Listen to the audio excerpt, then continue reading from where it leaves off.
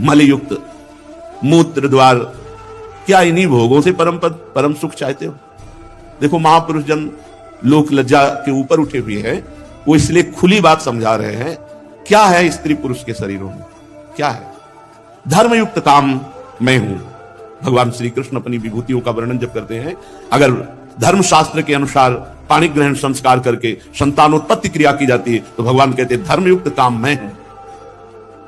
काम निषेध नहीं है, अधर्मयुक्त काम निषेध है। धर्मयुक्त संतान की उत्पत्ति के लिए यह काम क्रीड़ा है।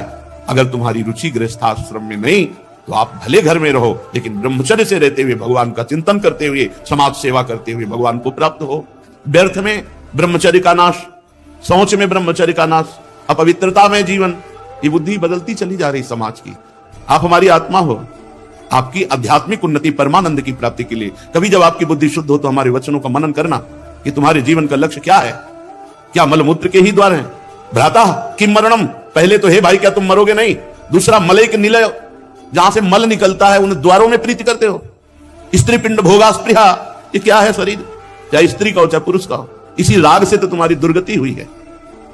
भोग स्पृहा, भोग की आकांक्षा। देखो हमारे शास्त्रों ने घुमा के वैराग्य में लाने की कोशिश की है।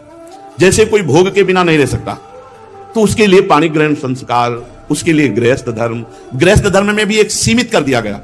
अगर आपके अंदर काम वेदना है, तो एक पद्धति शास्त्रीय रखी गई है। शास्त्रीय पद्धति के अनुसार संतानोत्पत्ति के लिए आप अपनी पाणी ग्रहण की हुई पत्नी में संतानोत्पत्ति की भावना से, अन्यथा आप संयम से रहें, ब्रह्मचर्य से रहें, जीवन को भगवान के मार्ग में बढ़ावें। इसलिए हमारा मनुष्य जन्म हुआ। ये भोगों की छूट नहीं दी गई कि आपका ब्याह हो गया गृहस्थी में। तो देखो, अगर आप संयम से चलेंगे तो भगवान भी प्राप्त हो जाएंगे, और भोगों का भी धर्मपूर्वक भोग भोगते हुए आप निकल जाएंगे। ब्याह हो जाना कोई तुम्हारे लिए लाइसेंस नहीं मिल गया कि आप मनमानी में विचार करो। ये अंबालिका के पति विचित्रवीर है, क्या नाम था? विचित्रवीर महाराज इसी भ्रम में हो गए थे कि हमारा तो सौभाग्य हो गया। भीष्म पितामह जी अपहरण करके 3 राजकुमारियों को लाए थे। अंबा जी ने तो स्वीकार ही नहीं किया विचित्रवीर को। विचित्रवीर इतने आसक्त हो गए इन दोनों राजकुमारियों में कि कुछ ही दिन में उनको रोग हो गया, राजक्षमा, और शरीर पूरा हो गया। एक शरीर है, इसकी एक धर्मयुक्त सीमा है। आप अपनी सीमा में संतानोत्पत्ति के लिए, लेकिन क्या है? मलैक निलय और स्त्री पिंड भोगस प्रिया। जब तक आप मन के द्वारा ऑपरेशन करके नहीं देखोगे, तब तक आसक्ति बढ़ती रहेगी।